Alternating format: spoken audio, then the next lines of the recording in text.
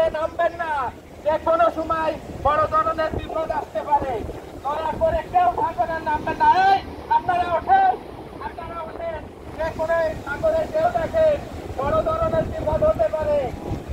কক্সবাজার স্থানে সরে যান, ছোট ছেলে মেয়েদের নিয়ে নিরাপদ স্থানে সরে যান। ফায়ার সার্ভিস সিভিল ডিফেন্সের পক্ষ থেকে জানানো যাচ্ছে ঘূর্ণিঝড় রুমান যে কোনো সময় বড় ধরনের আঘাত আনতে পারে।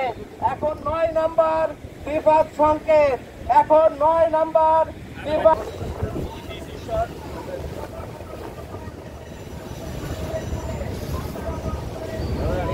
দাদা দাদা দাদা ভালো